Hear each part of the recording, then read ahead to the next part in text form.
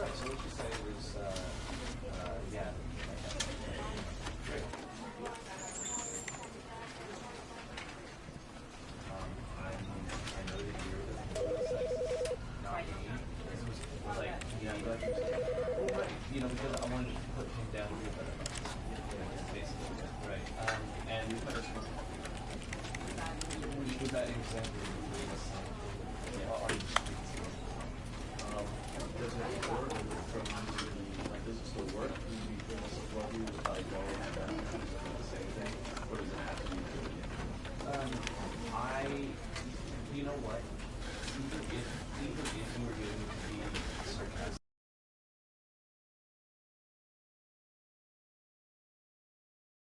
This is the story of a man named Stanley. Stanley worked for a company in a big building where he was employee number 427. Employee number 427's job was simple. He sat at his desk in room 427 and he pushed buttons on a keyboard. Orders came to him through a monitor on his desk, telling him what buttons to push, how long to push them, and in what order. This is what employee 427 did every day of every month of every year. And although others might have considered it soul-rending, Stanley relished every moment that the orders came in, as though he had been made exactly for this job. And Stanley was happy. And then one day, something very peculiar happened. Something that would forever change Stanley. Something he would never quite forget. He had been at his desk for nearly an hour when he realized that not one single order had arrived on the monitor for him to follow. No one had showed up to give him instructions, call a meeting, or even say hi. Never in all his years at the company had this happened, this complete isolation. Something was very clearly wrong. Shocked, frozen solid, Stanley found himself unable to move for the longest time. But as he came to his wits and regained his senses, he got up from his desk and stepped out of his office.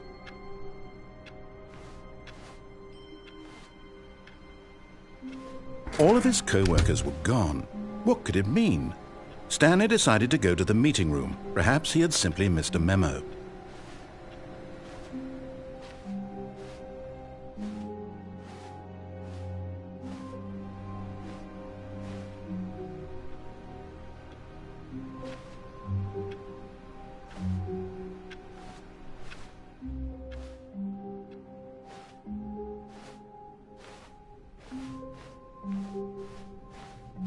When Stanley came to a set of 2 open doors, he entered the door on his left.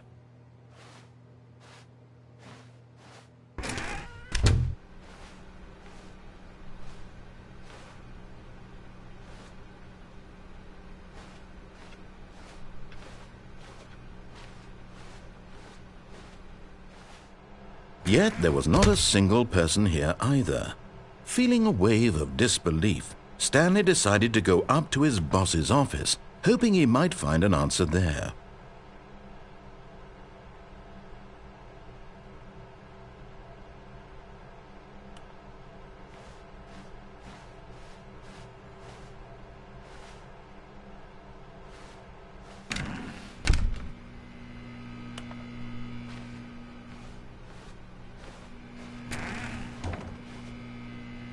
Stanley stepped into the broom closet, but there was nothing here, so he turned around and got back on track.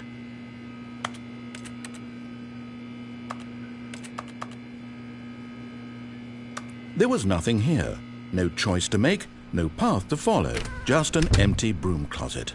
No reason to still be here.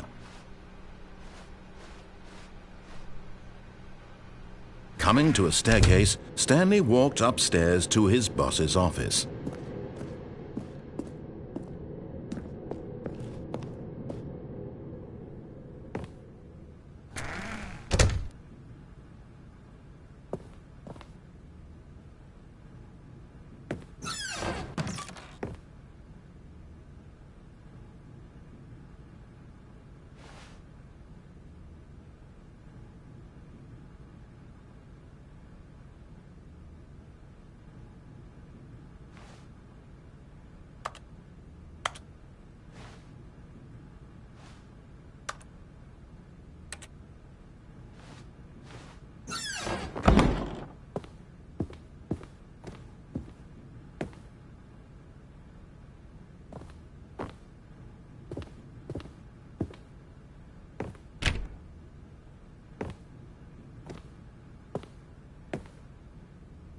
Stepping into his manager's office, Stanley was once again stunned to discover not an indication of any human life.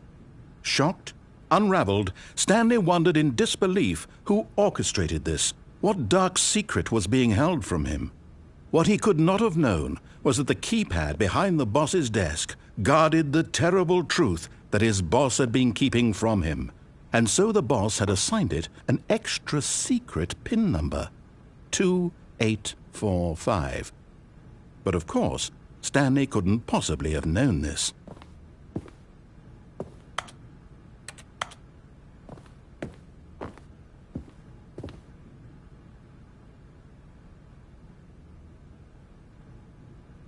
Stanley just sat around twiddling his thumbs.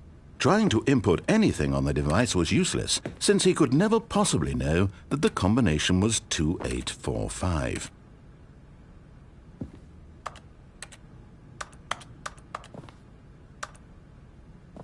"2845.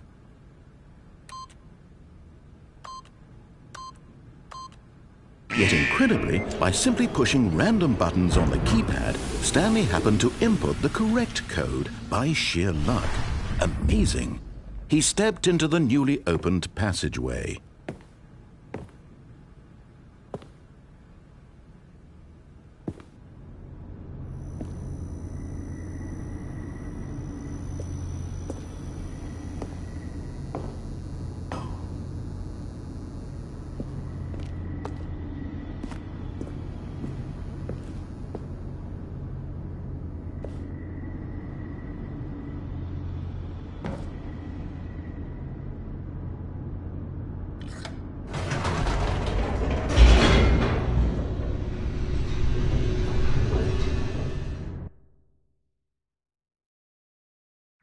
Descending deeper into the building, Stanley realized he felt a bit peculiar. It was a stirring of emotion in his chest, as though he felt more free to think for himself, to question the nature of his job. Why did he feel this now, when for years it had never occurred to him? This question would not go unanswered for long.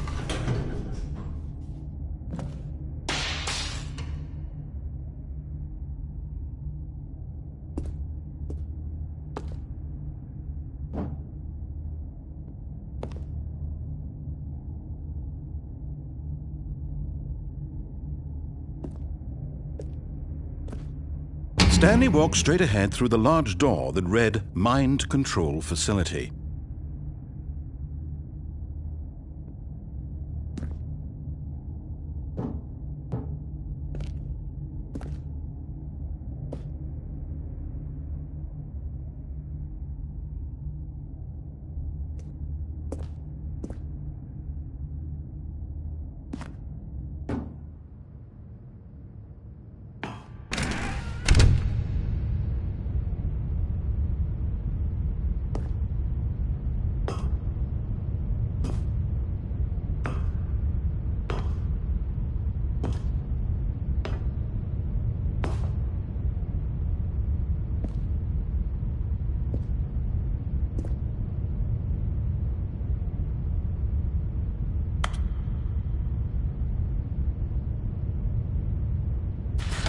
The lights rose on an enormous room packed with television screens. What horrible secret did this place hold? Stanley thought to himself. Did he have the strength to find out?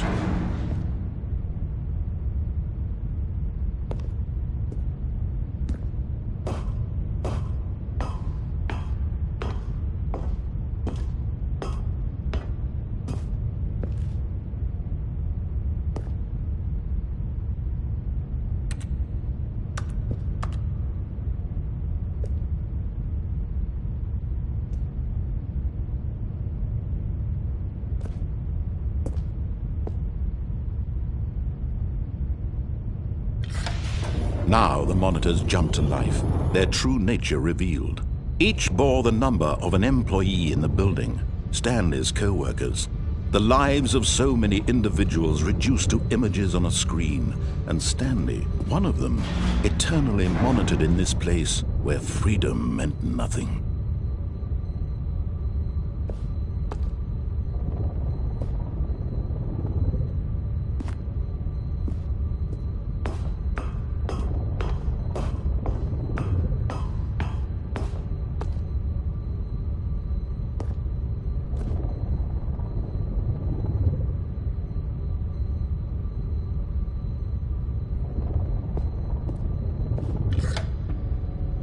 This mind control facility, it was too horrible to believe. It couldn't be true.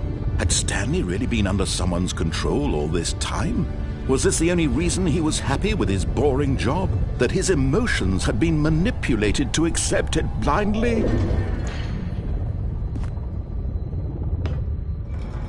No, he refused to believe it. He couldn't accept it. His own life in someone else's control? Never! It was unthinkable, wasn't it?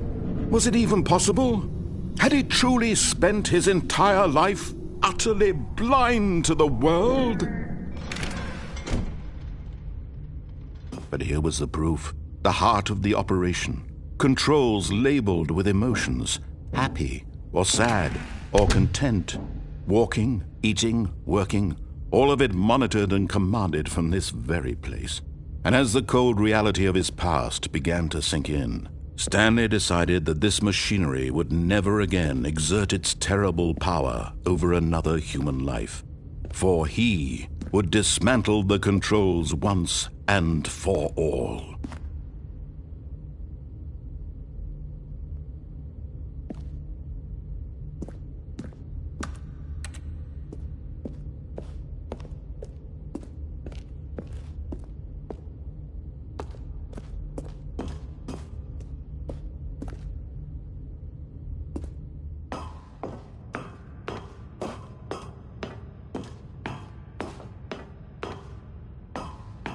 And when at last he found the source of the room's power, he knew it was his duty, his obligation, to put an end to this horrible place and to everything it stood for.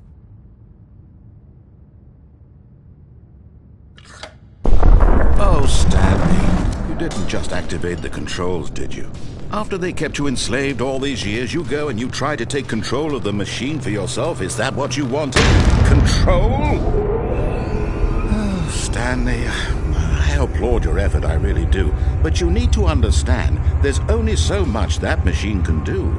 You were supposed to let it go, turn the controls off, and leave. If you want to throw my story off track, you're going to have to do much better than that. I'm afraid you don't have nearly the power you think you do. For example, and I believe you'll find this pertinent, Stanley suddenly realized he had just initiated the network's emergency detonation system. In the event that this machine is activated without proper DNA identification, nuclear detonators are said to explode, eliminating the entire complex. How long until detonation then? Let's say, 2 minutes. Now this is making things a little more fun, isn't it, Stanley? It's your time to shine. You are the star. It's your story now. Shape it to your heart's desires. Oh, this is much better than what I had in mind. What a shame we have so little time left to enjoy it. Mere moments until the bomb goes off. But what precious moments each one of them is. More time to talk about you, about me, where we're going, what all this means. I barely know where to start. What's that? You'd like to know where your co-workers are? A moment of solace before you're obliterated? All right, I'm in a good mood. You're going to die anyway. I'll tell you exactly what happened to them. I erased them. I turned off the machine. I set you free. Of course, that was merely in this instance of the story. Sometimes when I tell it, I simply let you sit there in your office forever, pushing buttons endlessly and then dying alone. Other times, I let the office sink into the ground, swallowing everyone inside, or I let it burn to a crisp. I have to say this, though, this version of events has been rather amusing. Watching you try to make sense of everything and take back the control wrested away from you, it's quite rich. I almost hate to see it go. But I'm sure whatever I come up with on the next go-around will be even better. My goodness, only 34 seconds left. But I'm enjoying this so much. You know what? To hell with it. I'm going to put some extra time on the clock. Why not? These are precious additional seconds, Stanley. Time doesn't grow on trees. Oh dear me, what's the matter, Stanley? Is it that you have no idea where you're going or what you're supposed to be doing right now? Or did you just assume when you saw that timer that something in this room was capable of turning it off? I mean, look at you. running from button to button, screen to screen, clicking on every little thing in this room. These numbered buttons, no, these colored ones, or maybe this big red button, or this door. Everything, anything, something here will save me. Why would you think that, Stanley? That this video game can be beaten? Won? Solved? Do you have any idea what your purpose in this place is? Stanley, you're in for quite a disappointment. But here's a spoiler for you. That timer isn't a catalyst to keep the action moving along. It's just seconds ticking away to your death. You're only still playing instead of watching a cutscene because I want to watch you for every moment that you're powerless, to see you made humble. This is not a challenge, it's a tragedy. You wanted to control this world, that's fine. But I'm going to destroy it first, so you can't. Take a look at the clock, Stanley. That's 30 seconds you have left to struggle. 30 seconds until a big boom and then nothing. No ending here, just you being blown to pieces. Will you cling desperately to your frail life, or will you let it go peacefully? Another choice. Make it count, or don't. It's all the same to me, all a part of the joke. And believe me, I will be laughing at every second of your inevitable life from the moment we fade in until the moment I say, happily ever up.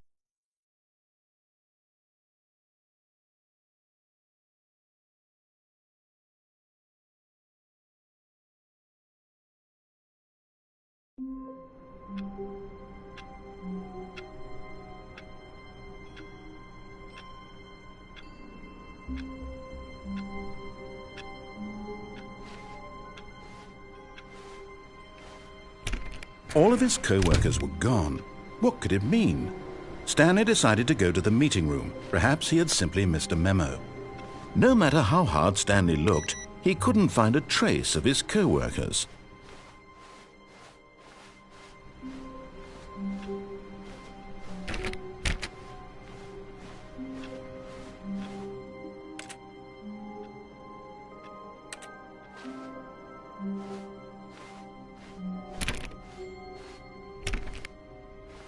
When Stanley came to a set of 2 open doors, he entered the door on his left.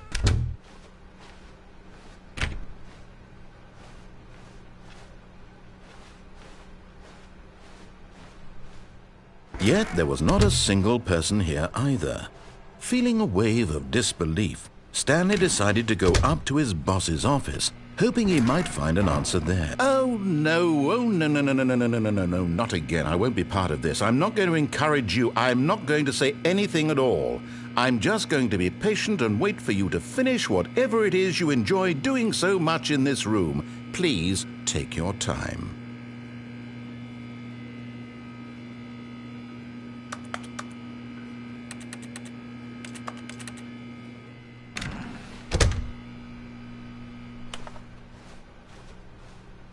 Coming to a staircase, Stanley walked upstairs to his boss's office.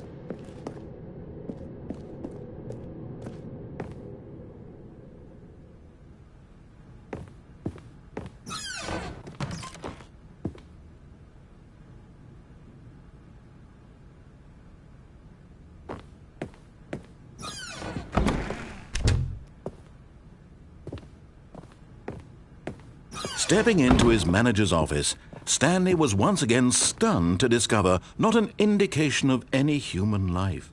What could it mean? Stanley wondered aloud to nobody. He began wildly tearing through papers on the boss's desk, pulling books off the shelf, looking behind paintings, desperate for clues to his situation. But his attention was caught by a keypad behind the boss's desk. What could its purpose be? In fact, this keypad guarded the terrible secret that lay buried below his feet. And so the boss had assigned it an extra secret PIN number, 2845. But of course, Stanley couldn't pop. Yet incredibly, by simply pushing random buttons on the keypad, Stanley happened to input the correct code by sheer luck. Amazing. He stepped into the newly opened passageway.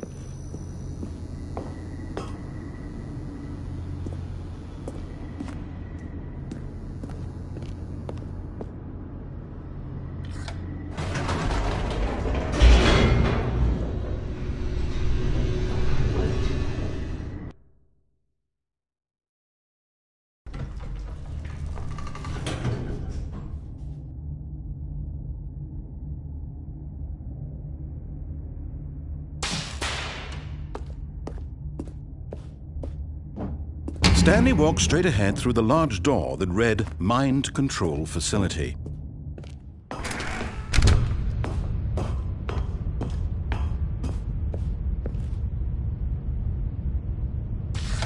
The lights rose on an enormous room packed with television screens. What horrible secret did this place hold? Stanley thought to himself. Did he have the strength to find out?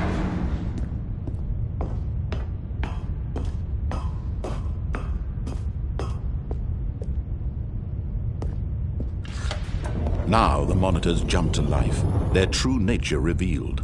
Each bore the number of an employee in the building, Stanley's co-workers. The lives of so many individuals reduced to images on a screen, and Stanley, one of them, eternally monitored in this place where freedom meant nothing.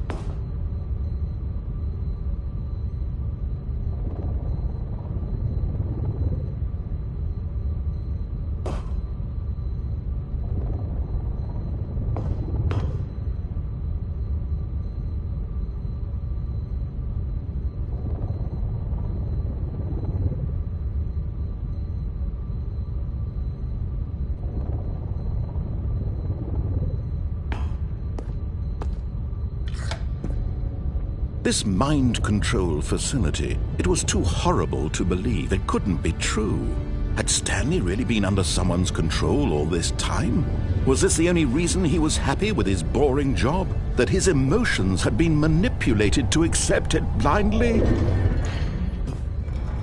No, he refused to believe it. He couldn't accept it. His own life in someone else's control? Never! It was unthinkable. Wasn't it? Was it even possible? Had he truly spent his entire life utterly blind to the world? But here was the proof, the heart of the operation. Controls labeled with emotions, happy or sad or content. Walking, eating, working, all of it monitored and commanded from this very place. And as the cold reality of his past began to sink in, Stanley decided that this machinery would never again exert its terrible power over another human life. For he would dismantle the controls once and for all.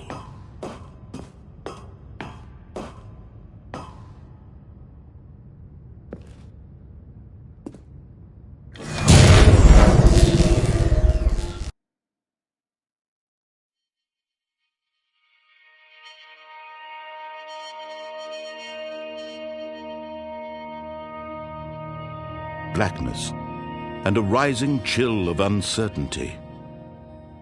Was it over? Yes!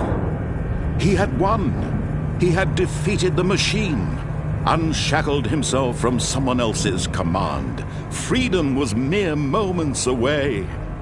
And yet, even as the immense door slowly opened, Stanley reflected on how many puzzles still lay unsolved. Where had his co-workers gone? How had he been freed from the machine's grasp?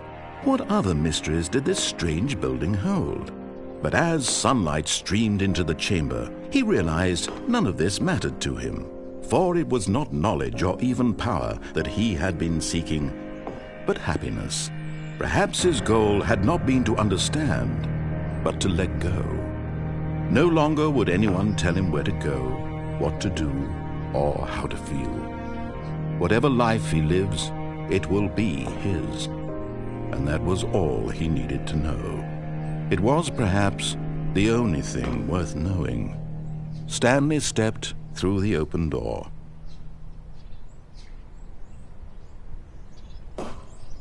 Stanley felt the cool breeze upon his skin, the feeling of liberation, the immense possibility of the new path before him. This was exactly the way, right now, that things were meant to happen. And Stanley was happy.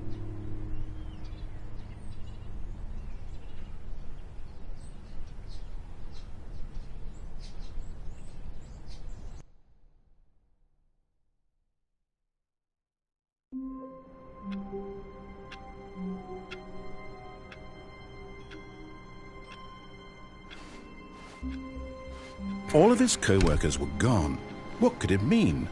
Stanley decided to go to the meeting room. Perhaps he had simply missed a memo.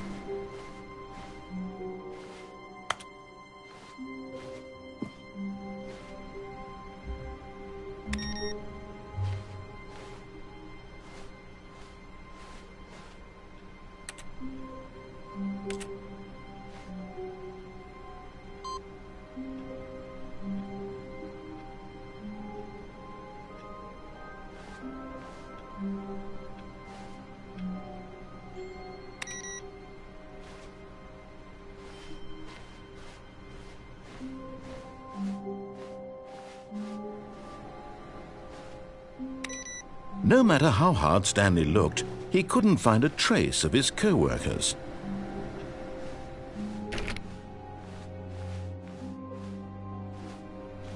Stanley went around touching every little thing in the office, but it didn't make a single difference, nor did it advance the story in any way.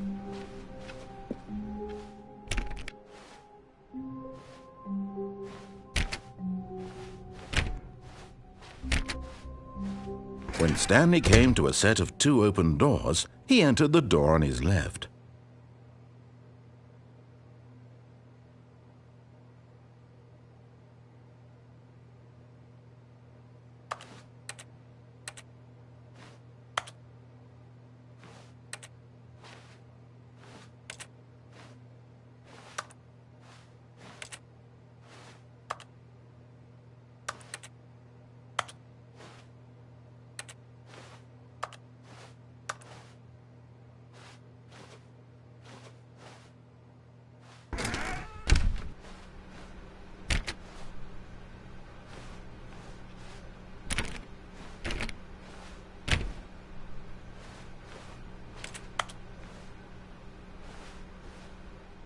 Yet there was not a single person here either.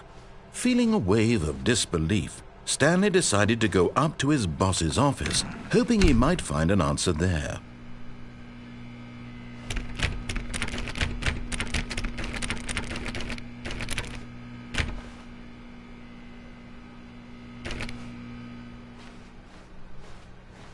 Coming to a staircase, Stanley walked upstairs to his boss's office.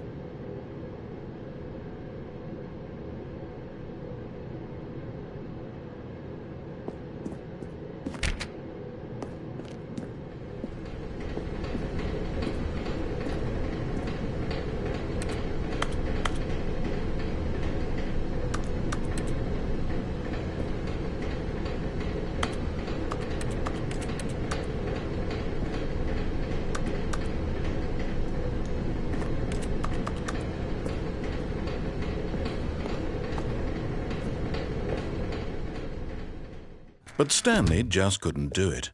He considered the possibility of facing his boss, admitting he had left his post during work hours. He might be fired for that. And in such a competitive economy, why had he taken that risk? All because he believed everyone had vanished? His boss would think he was crazy. And then something occurred to Stanley. Maybe, he thought to himself, maybe I am crazy. All of my co-workers blinking mysteriously out of existence in a single moment for no reason at all? None of it made any logical sense. And as Stanley pondered this, he began to make other strange observations. For example, why couldn't he see his feet when he looked down? Why did doors close automatically behind him wherever he went? And for that matter, these rooms were starting to look pretty familiar. Were they simply repeating? No, Stanley said to himself, this is all too strange. This can't be real. And at last, he came to the conclusion that had been on the tip of his tongue. He just hadn't found the words for it. "I'm dreaming!" he yelled. "This is all a dream." Oh, what a relief Stanley felt to have finally found an answer, an explanation. His co-workers weren't actually gone. He wasn't going to lose his job. He wasn't crazy after all. And he thought to himself, I suppose I'll wake up soon. I'll have to go back to my boring real-life job pushing buttons. I may as well enjoy this while I'm still lucid. So he imagined himself flying and began to gently float above the ground. Then he imagined himself soaring through space on a magical starfield, and it too appeared. It was so much fun, and Stanley marveled that he had still not woken up. How was he remaining so lucid? And then perhaps the strangest question of them all entered Stanley's head. One he was amazed he hadn't asked himself sooner. Why is there a voice in my head dictating everything that I'm doing and thinking?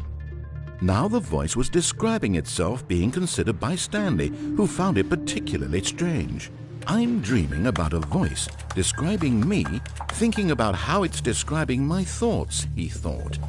And while he thought it all very odd and wondered if this voice spoke to all people in their dreams, the truth was that, of course, this was not a dream. How could it be? Was Stanley simply deceiving himself, believing that if he's asleep, he doesn't have to take responsibility for himself? Stanley is as awake right now as he's ever been in his life.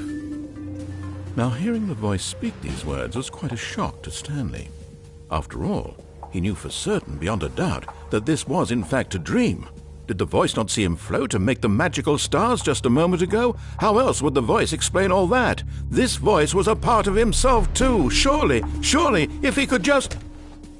He would prove it. He would prove that he was in control, that this was a dream. So he closed his eyes gently, and he invited himself to wake up. He felt the cool weight of the blanket on his skin, the press of the mattress on his back, the fresh air of a world outside this one. Let me wake up, he thought to himself. I'm through with this dream. I wish it to be over. Let me go back to my job. Let me continue pushing the buttons. Please, it's all I want. I want my apartment and my wife and my job. All I want is my life exactly the way it's always been. My life is normal. I am normal. Everything will be fine. I am okay.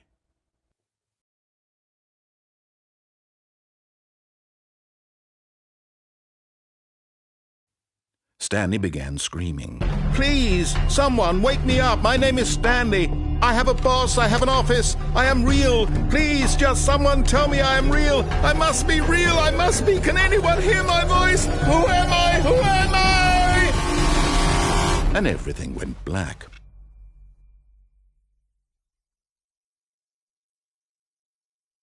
This is the story of a woman named Mariella.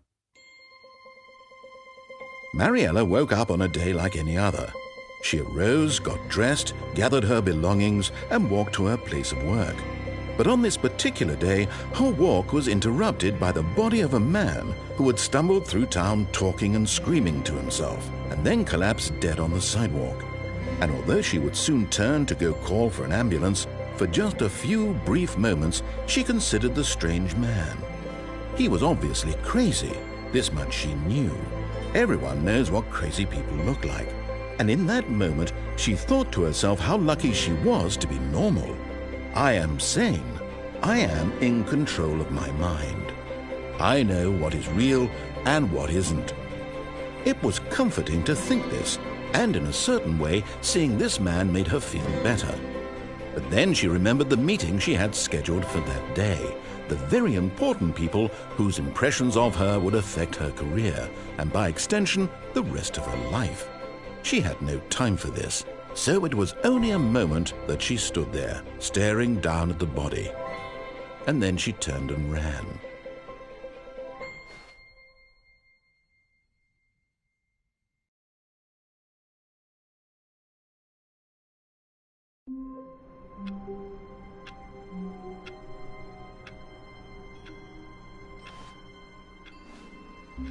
All of his co-workers were gone. What could it mean? Stanley decided to go to the meeting room. Perhaps he had simply missed a memo.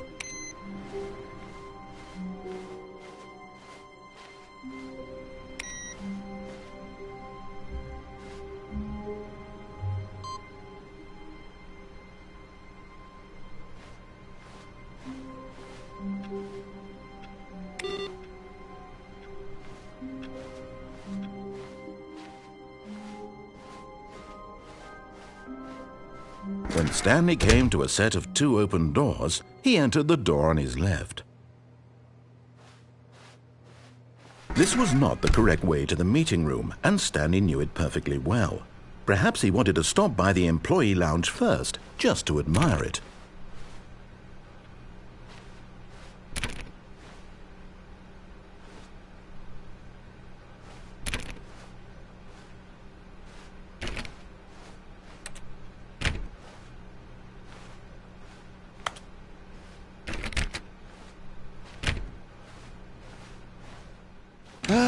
Yes, truly a room worth admiring.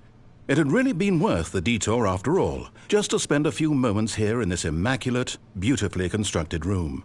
Stanley simply stood here, drinking it all in. But eager to get back to business, Stanley took the first open door on his left.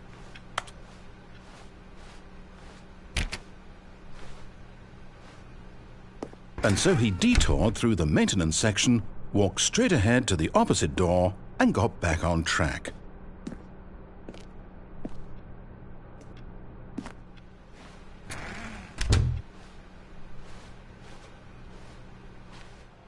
Yet there was not a single person here either. Feeling a wave of disbelief, Stanley decided to go up to his boss's office, hoping he might find an answer there. Coming to a staircase, Stanley walked upstairs to his boss's office.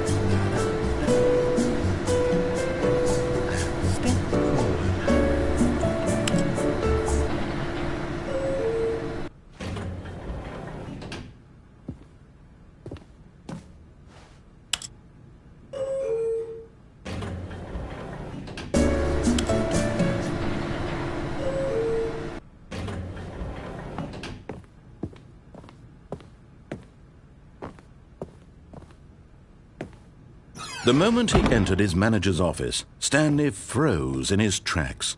Not a living soul anywhere. Could he really be all alone? This was too much for Stanley to take, too much for any man to take. He fell to his knees, bursting into half moans, half sobs, the guttural retching of life from a man denied any hope, any reason to keep going. Here on the floor he lay prone, paralyzed by fear for nearly a full hour. But when at last he began to move about and survey the situation, he found a keypad behind the boss's desk. What could it mean? Was it a sign of hope for Stanley's future? Alas, it was not. For although this keypad guarded the terrible secret of Stanley's past, it had been assigned a 4-digit code so devious and so random that no man could ever hope to guess it. 2845. Statistically, nearly impossible, yet incredibly, by simply pushing random buttons on the keypad, Stanley happened to input the correct code by sheer luck. Amazing. He stepped into the newly opened passageway.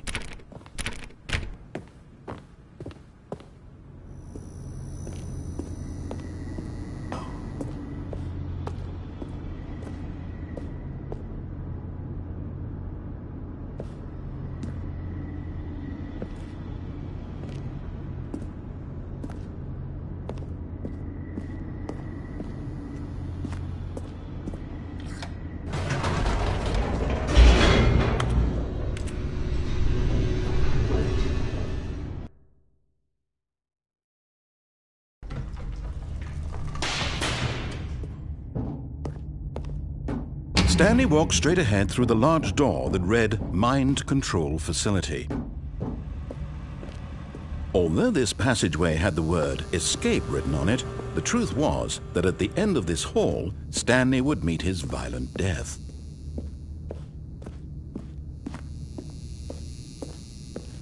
The door behind him was not shut. Stanley still had every opportunity to turn around and get back on track. At this point, Stanley was making a conscious, concerted effort to walk forward and willingly confront his death.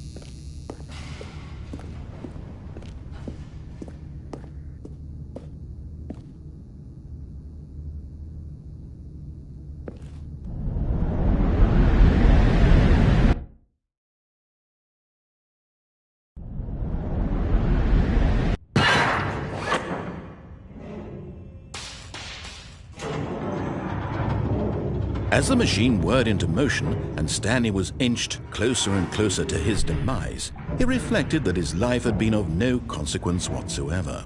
Stanley can't see the bigger picture. He doesn't know the real story, trapped forever in his narrow vision of what this world is. Perhaps his death was of no great loss, like plucking the eyeballs from a blind man. And so he resigned and willingly accepted this violent end to his brief and shallow life. Farewell, Stanley.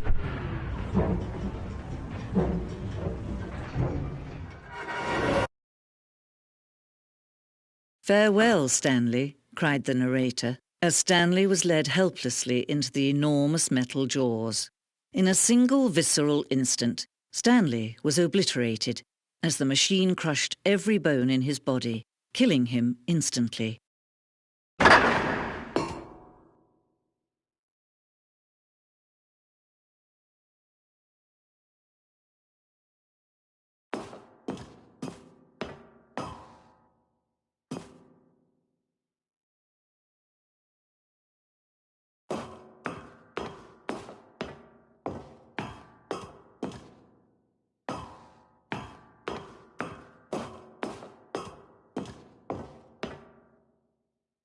And yet it would be just a few minutes before Stanley would restart the game, back in his office, as alive as ever.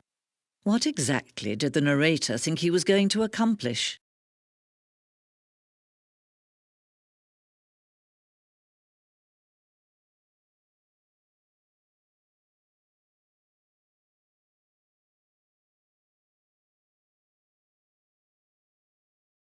When every path you can walk has been created for you long in advance, death becomes meaningless, making life the same. Do you see now? Do you see that Stanley was already dead from the moment he hit start?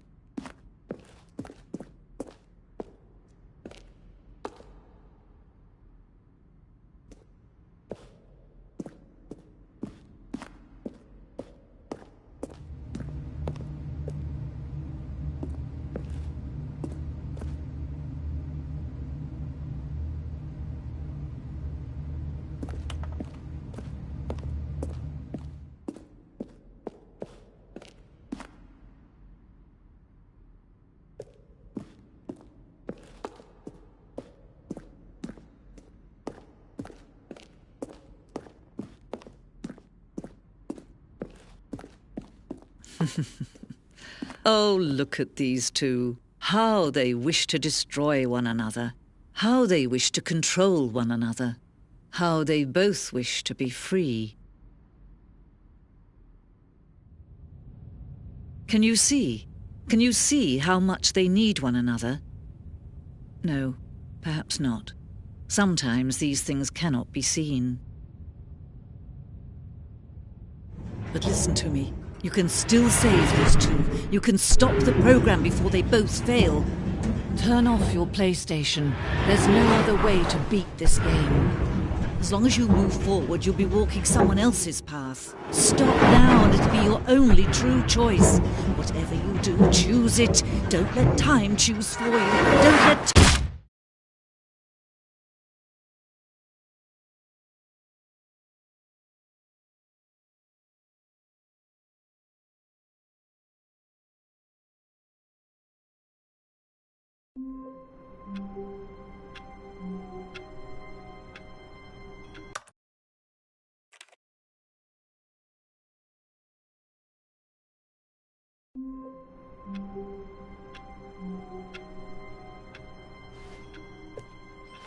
All of his co-workers were gone.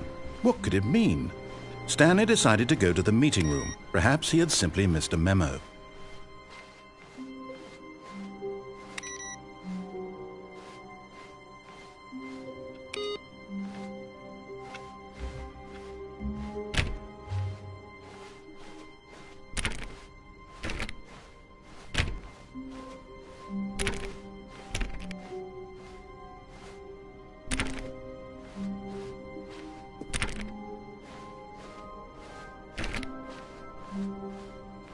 When Stanley came to a set of 2 open doors, he entered the door on his... This was not the correct way to the meeting room, and Stanley knew it perfectly well.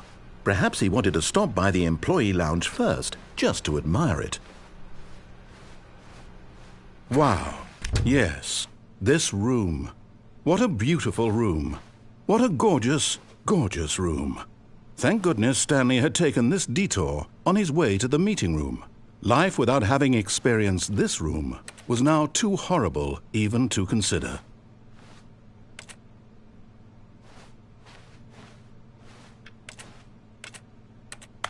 Yes, really, really worth it being here in the room.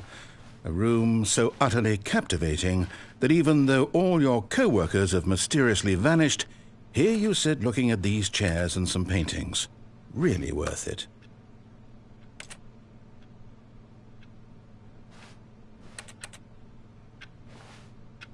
At this point, Stanley's obsession with this room bordered on creepy and reflected poorly on his overall personality. It's possible that this is why everyone left.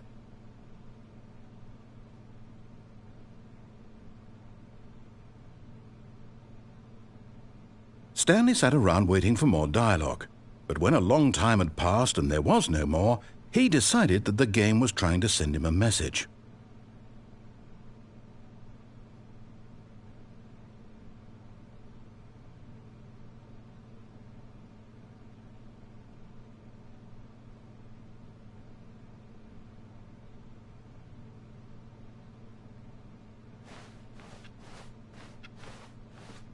But at last, he'd had enough of the amazing room and took the first open door on his left to get back to business.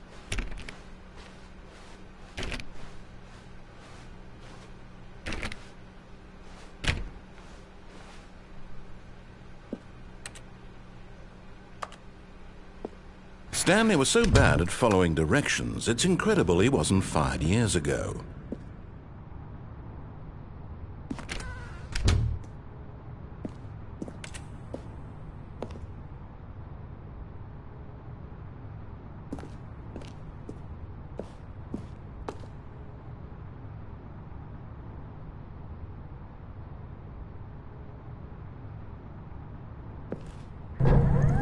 Look, Stanley, I think perhaps we've gotten off on the wrong foot here.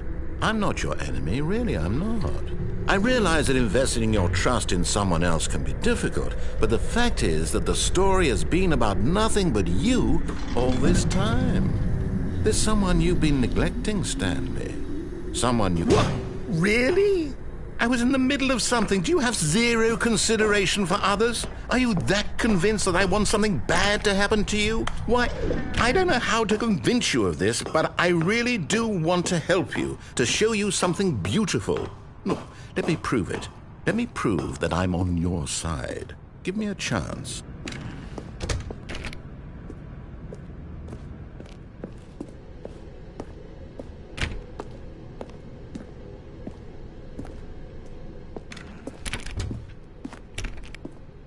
Now listen carefully, this is important.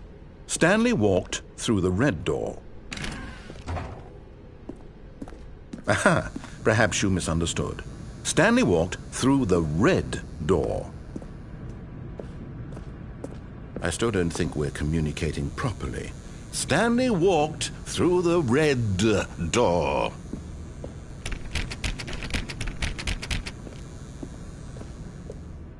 All right, fine. Go ahead, Stanley. You want to know so badly what's out there? You want to find out what lies at the end of this road you've chosen? Well, don't let me stop you.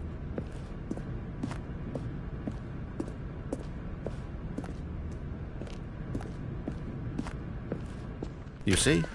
There's nothing here. I haven't even finished building this section of the map because you were never supposed to be here in the first place. Broken rooms, exposed developer textures. Is this what you had wanted?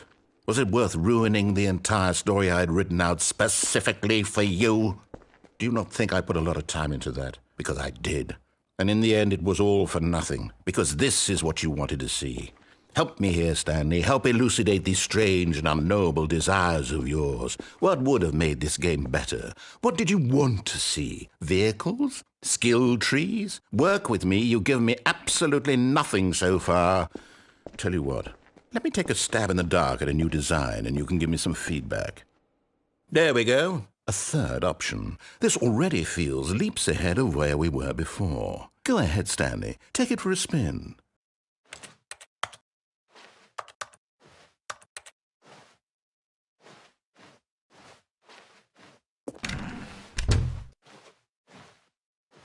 Okay, I'm going to stop you there. Now, tell me about your experience with this new version. Would you say that the game benefited from allowing you more choices? Feel free to be honest. I'm looking for some real critical feedback here.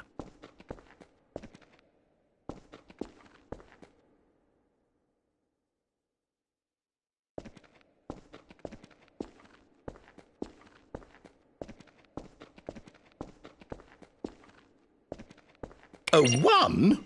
I mean, I can understand if you had reservations, you saw ways the game could be improved to more fully express itself mechanically and artistically, but a 1? That's not even helpful. What am I supposed to do with that? But I guess it isn't my place to judge. Here, based on the data from your previous playthrough, I've compiled a new version. And to be perfectly candid, I think I've knocked it out of the park with this one. Let's take a look.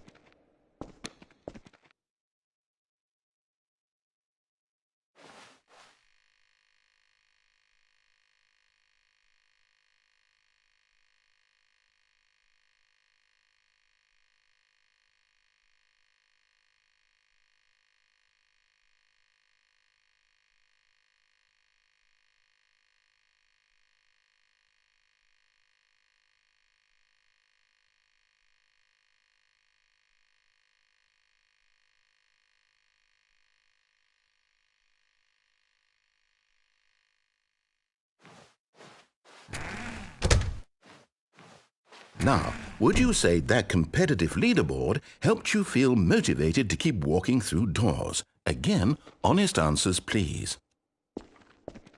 Hey, I nearly forgot. I've got a prototype of a new game I've been working on, and now would be a lovely opportunity to give it some playtesting. You wouldn't mind taking a look at it, would you? Perfect. Let me boot it up.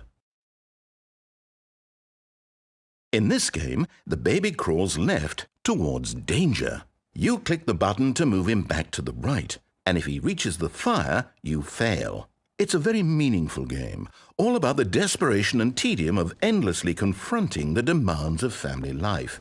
I think the art world will really take notice. But of course, the message of the game only becomes clear once you've been playing it for about 4 hours. So why don't you give it 4 hours of play to make sure it's effective? Be sure to keep notes on your experience.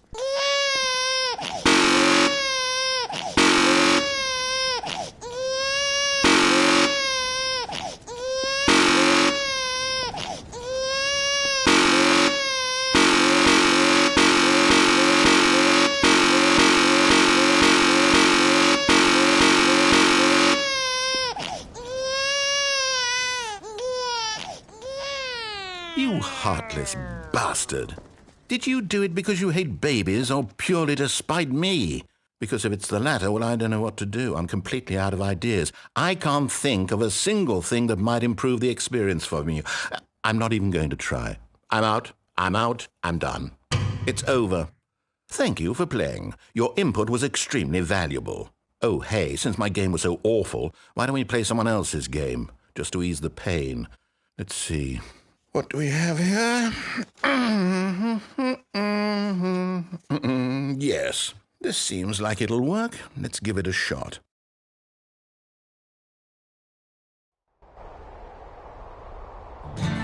Aha! Fascinating. What do you think this game is about, Stanley? What's our backstory? What is our motivation?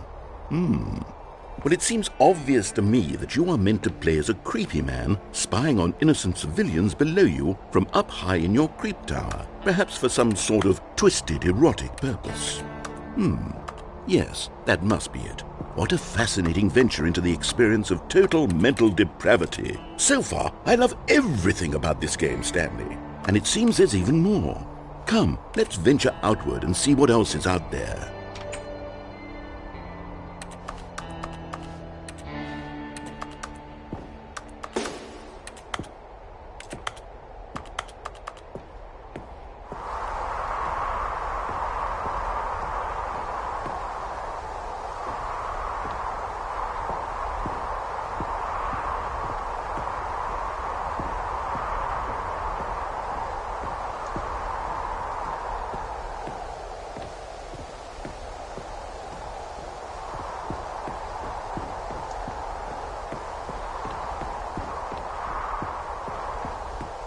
Oh, no. No, it can't be.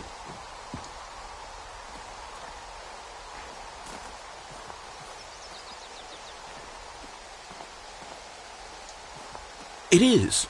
It's an open world game. Good God, quickly, block it off.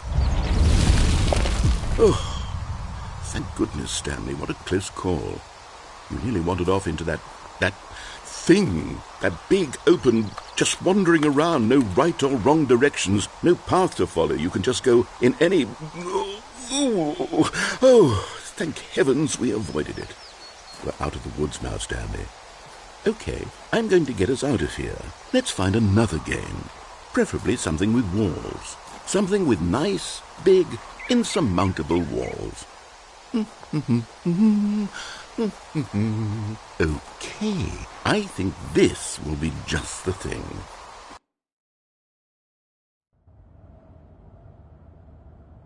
Wonderful. See, this is exactly what I had in mind. Just a nice big box for you to run around in. There isn't any possibility that you could get lost here. Now this is game design. Stanley, if you manage to get lost in this game, I will be phenomenally impressed.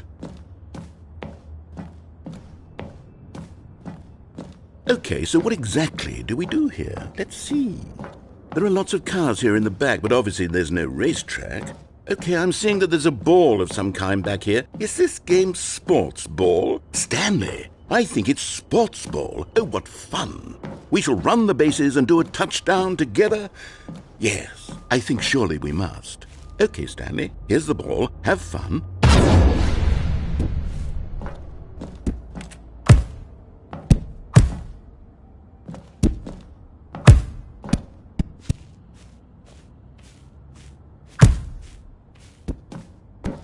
Are you doing it?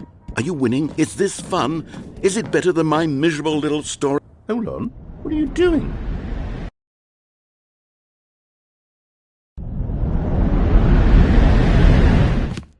Stanley, don't do that. I can't follow you there. I can't help you. How will you write a story without me? You can't do it. You know that. Stanley, come back. We still have...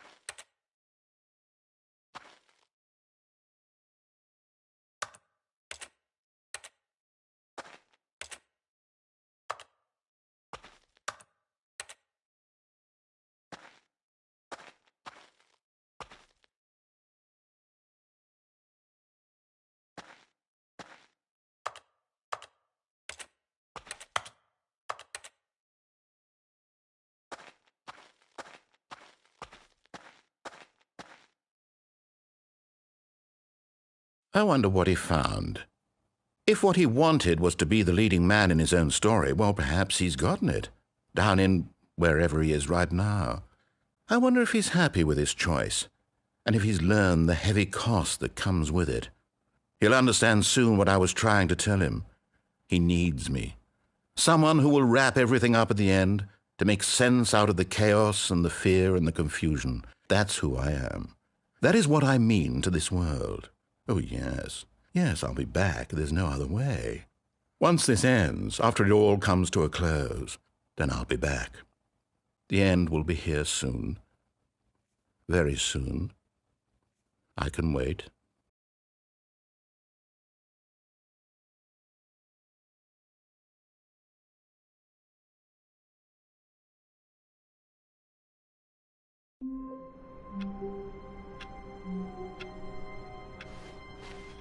All of his co-workers were gone.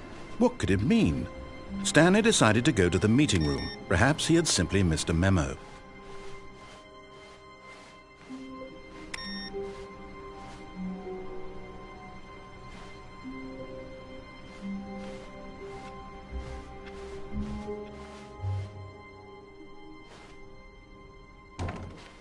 Oh, new content? What does that mean, new content?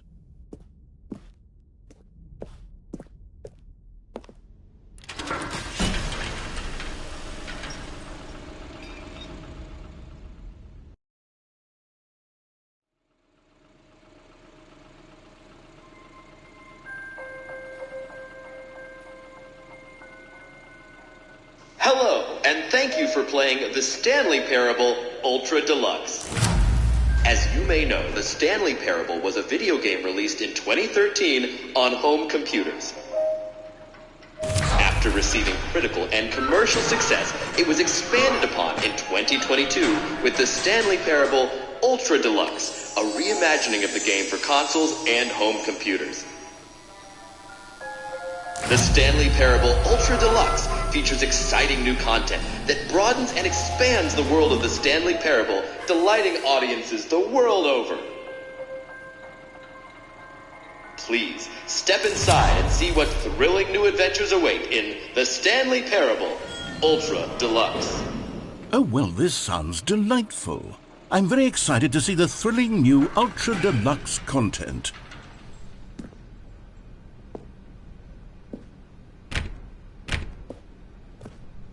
Okay, so far it's an elevator.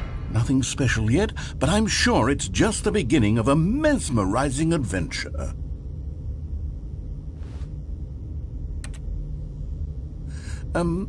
Is it broken? What's going on here? Should we be moving somewhere or... Oh, there we go. All right, finally, at long last, it's on to the new content. I've never been more ready. Let's do it.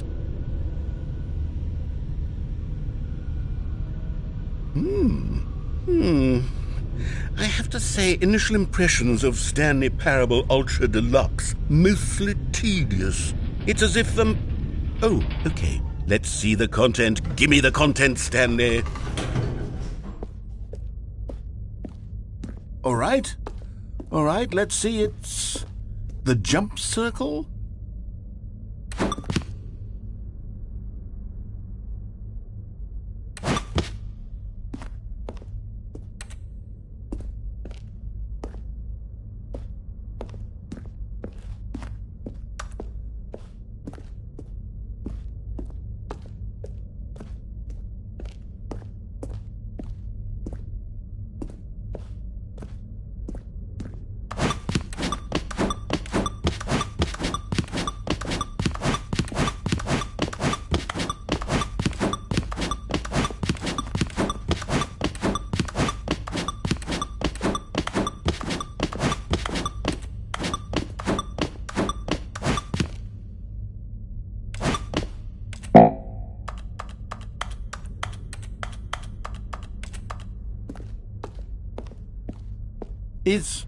Is that it?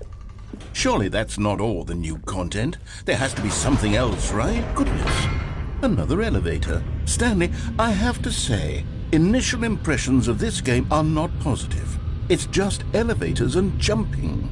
Is this what passes for exciting new content? If this is new content, then I could just read you the whole dictionary. There's 20 hours of new content right there. Hell, I could count to 30 trillion. You could put that on the box. The Stanley Parable Ultra Deluxe, now with over 1,000 hours of new content. And oh, wait.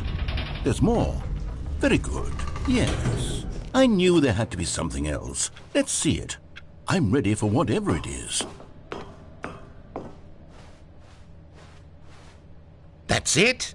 Oh, you've got to be kidding me. You see, Stanley? This is what happens when greedy video game developers with no respect for their fan base rush a cheap expansion to market for no reason other than to make an easy dollar. And don't get me started on the level of craftsmanship that's gone into it. In fact, I'm looking right now at the game's trophies, and it's hard to believe one of them actually says, "Test trophy, please ignore." What quality assurance department signed off on this? I'm infuriated and I'm offended, and I intend to find these people on Twitter and hold them personally accountable. It's my fault, Stanley. I built up too much anticipation around the new content, I'm afraid. It could never have lived up to such expectations. If you're still with me, why don't we just reset the game, and we'll try to get back to what the Stanley Parable is really about.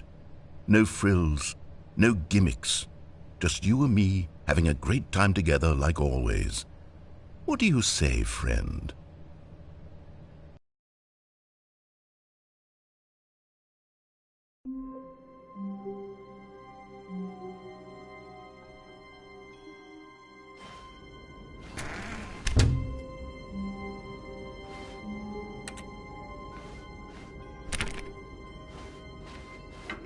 Psst!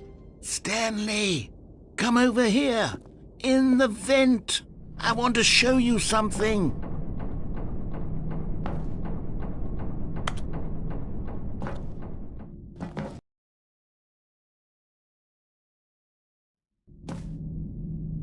Okay, you remember how cheap and unsatisfying the new Ultra Deluxe content turned out to be? Well, it got me thinking about the past and how much better the Stanley Parable used to be.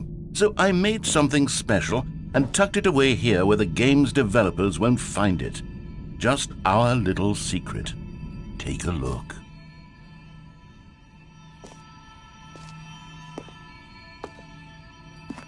I call it the Memory Zone. It's where I've been storing all my favorite memories so I can relive the peak experiences of my life whenever I want. Experiences like the launch of the Stanley Parable on PC.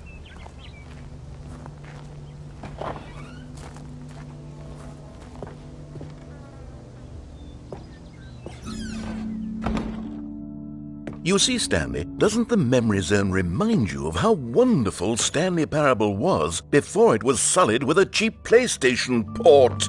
Remember back in October of 2013, when the game originally launched? Back then, video games had integrity. Back then, it all meant something. Oh, the waste.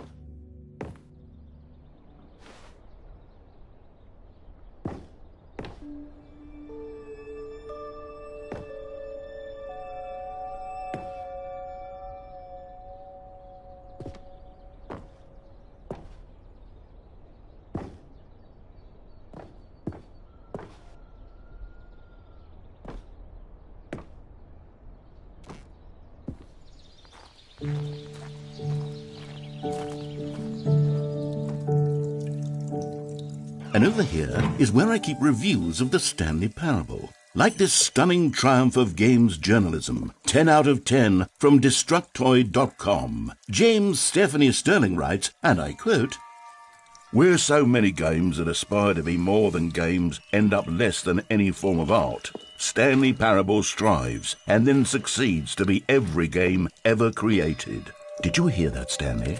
Every game ever created. That's how grand and all-encompassing the original Stanley Parable was. It was literally every game ever created. It was Skyrim, it was Persona 3, it was all of them, and now it's nothing. It's no games at all. It isn't even the Stanley Parable anymore. It's just a husk now, a lifeless husk with an hour of new elevator content.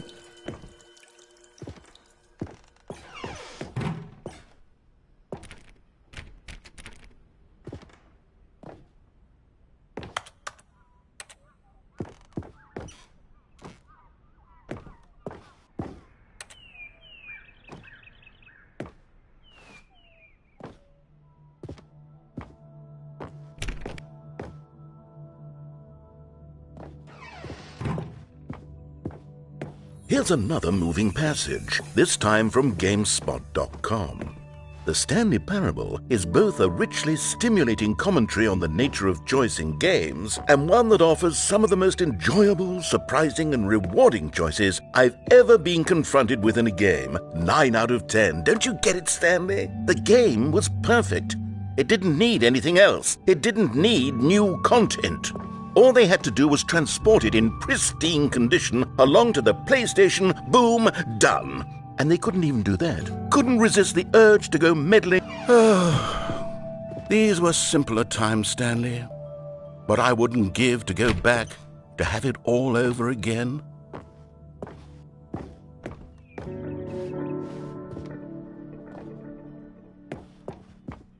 Wait, hang on. I don't recall this part of the memory zone before. What's this? What's down here?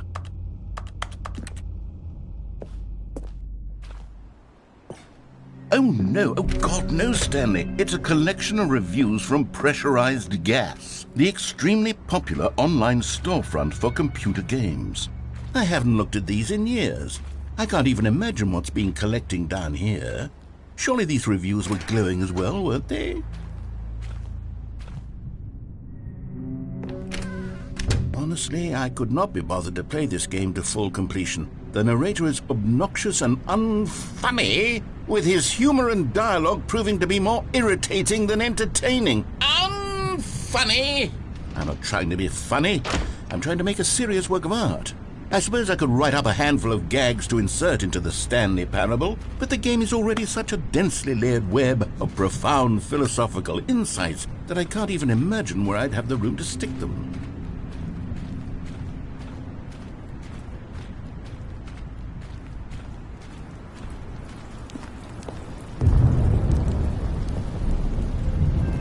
Okay, let's see what this one says.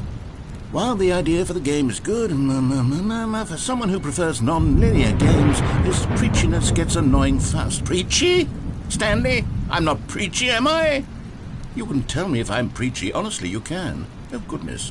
This is actually quite shocking for me. Well, to be honest, I had always thought of the game's dialogue as being rather terse to begin with. You can't know how much fluff I cut from the game to get it to feel as light and airy as it... Well, I always thought it did. But maybe it wasn't. Oh dear. What an awful memory to have to hold on to. These black marks on my otherwise unimpeachable track record. I feel like a failure. Like I let these people down.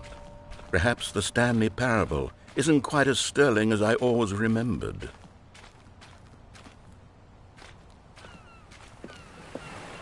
What's this one got to say? You constantly have to stop doing anything so the narrator can catch up with his long-winded explanations of what's happening. I wish there was a skip button. A skip button? Well, yes. Yes, I think we can do that. If I'm truly too preachy, then maybe letting you skip ahead for just a moment, surely it couldn't hurt. Not if it means we can strike these negative reviews from the record. Only positive reviews of the Stanley Parable. That's my motto today, and it's always been my motto. I'd do anything for the customer, Stanley. Yes, a skip button we shall have. And here it is. Go ahead and give it a shot. Oh, you're back, you see. You were only frozen in time for a few minutes, but it was plenty of time for me to deliver a long, rambling monologue full of unnecessary verbal flourishes and lengthy ruminations on the nature of choice in video games. Of course, I happen to believe it was perhaps one of my more profound such ruminations. Not that, of course, you need a description of it, but if I had to describe it, I'd say it was perhaps less of a rumination and more of a treatise. Or maybe a manifesto. Look, I'll outline it for you very briefly, and you can tell me what you think. Okay, so my theory is that any choice you've ever made is simply a series of choices made by the person who you are, or were, or will be at the time of having made said choice. That is to say, if by articulating a choice you've already made, you bring that choice into being, Then by making no choice and saying nothing, are you not simply erecting in the sanctuary of time a monument to every person you've ever been, making every choice to which you've ever given your Greek gift of mortal and yet timeless thought? Or rather, do all of the choices you've ever made in... Well, there's sport. You really did catch me rambling on a bit, didn't you? But that's the power of the button. The minute I start to go off on a thoughtless display of self-absorption, it's right at your fingertips to go poof, and it's all over. I can't wait to see what Cookie 9 will say about this, and whether they'll edit the rating of their pressurized gas review, or at least change some of the wording, perhaps. To be honest, I don't even know if one can change their review in the first place. I guess I should become better educated on how exactly pressurized gas works. Perhaps that would have been a smart thing to check on. Okay, welcome back, Stanley. Now, I should say that the amount of time the button has been skipping through is becoming longer and longer. That last one was, well, I want to say maybe 30, 45 minutes? It's not unendurable by any means, but it's, well, there's really only so much I can ramble on to myself about. I know, it's shocking, isn't it? But at any rate, I do suggest that we not press the button again. I think the skip button has been aptly demonstrated, and we can say goodbye to it and just... Wait, how do we get out of here? Where did the door go? Wasn't there a door that led into this room? I do feel quite certain that there was one. Stanley! Stanley, please don't push the button again. It's been 12 hours. You've just been frozen there. I don't know why the skips are getting longer, but they're really, truly getting longer in my... Oh, Stanley, you're back. You're back. Oh, my goodness. I have someone to talk to again. Stanley, I think it's been a week. Or 2 weeks. I've been sitting here all that time. Just sitting here. Not a single person to speak with. And you'd think that that's just how it's always been, right? Me talking and you saying nothing. Would you think that it's exactly the same as always? Doesn't that feel like what we've... Oh, hello, it's you. You're here again. Welcome. I have had time to think about you and about us and about everything we've been through. I've had so much time. I stopped keeping track after a year. Have you ever sat down in one place and not moved for one entire year? Let me describe it for you. To begin with, there is only regret. There is only the turning wheel of missed opportunities. I felt nothing at all but regret for the longest time, Stanley. Days, months. I lost it all in a blur of the...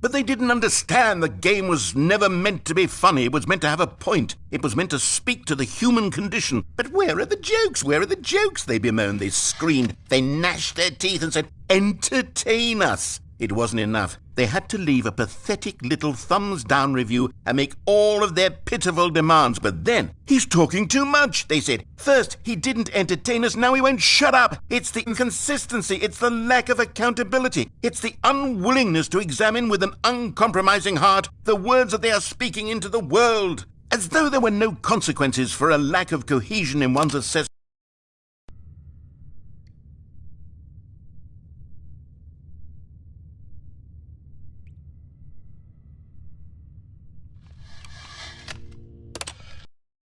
The end is never the end, is never the end, is never the end, is never the end, is never the end, is never the end, is never the end, is never the end, is never the end, is never the end, is never the end, is never the end, is never the end, is never the end, is never the end, is never the end, is never the end, is never the end, is never the end, is never.